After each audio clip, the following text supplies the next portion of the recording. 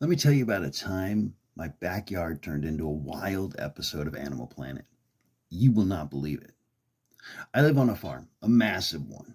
It's got like 150 acres, but only half an acre of it is mine. Kind of like owning a tiny slice of a giant pizza and calling it your very own. Seriously though, my farm does have 50 acres, which is a whole lot of land.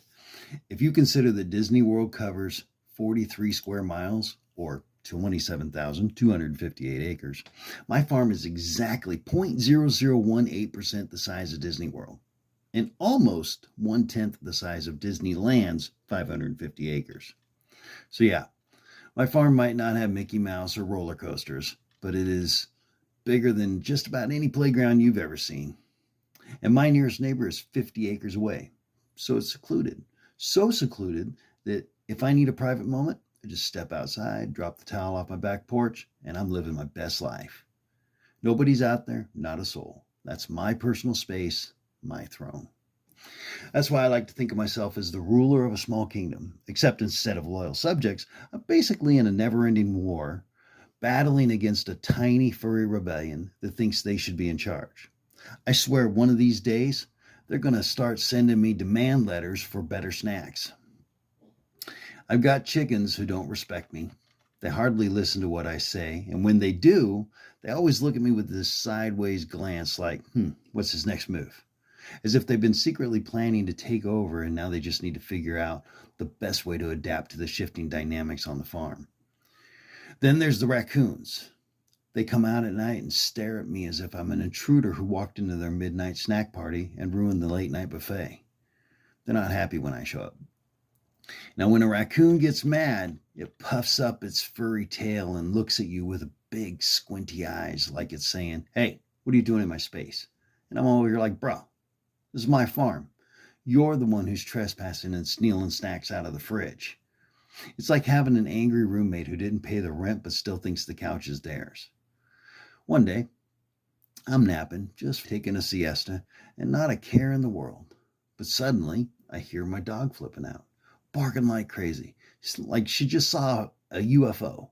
I jumped out of bed, bare ass naked, mind you, and rushed to the back door thinking, what's going on now?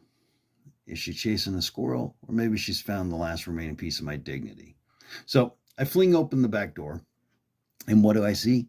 Chaos. The chickens are running for their lives like it's the end of the world, and my dog bolts outside into the middle of it like a furry tornado. But then I see a guy standing there. He instinctively puts his hand up in front of his face to shield his eyes, hoping it'll block out the horrible image in front of him. As we stood there in this uncomfortable freeze frame moment, each of us praying for a time machine to whisk us away, he shouts, "I'm just trying to get my dog." I turn my head just in time to see his dog grab one of my roosters. Picture this. Rooster's wings are flapping like it's about to take flight, but the dog, he's like, "No, it's dinner time now." So now we've got a dog holding a rooster like it's a rag doll, and the rooster's just hanging there, wings outstretched, looking like it's auditioning for a role on Planet of the Apes. Of course, the dog's owner starts chasing after him, but I'm still standing there dumbfounded thinking, did this just happen? So I go inside, throw on some pants, because apparently that's what you do when your chickens are in mortal danger, and I run outside just in time to hear the sounds of tires skidding along the road, followed by a loud thud. As I walk to the end of my driveway, I see the dog laying in the road, howling in pain. The owner is standing over him, looking like he just got in a fight with a lawnmower. It's chaos, pure chaos. This poor guy's having the worst day of his life. My poor rooster, who looks like he just got into a UFC match, starts walking back up the driveway. His butt is missing a bunch of feathers and is bright red. It's glowing like the tip of a hot welding rod. That rooster was hanging on by a thread. It had puncture wounds and was staggering around the yard like a drunk girl at a barn party.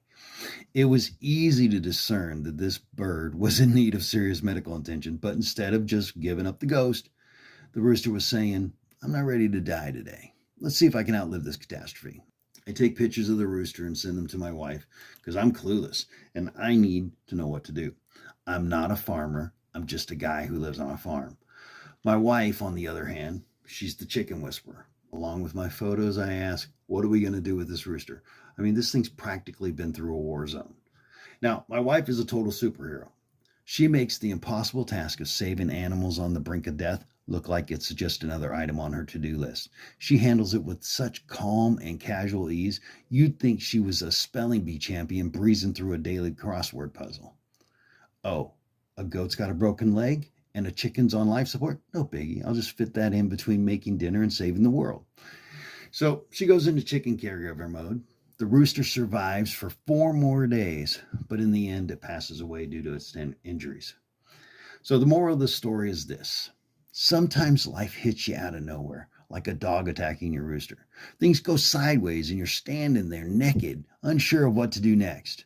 But you got to keep going, keep fighting, and sometimes, even when it's impossible, even when it seems impossible, you just have to hang on a little longer and see what happens.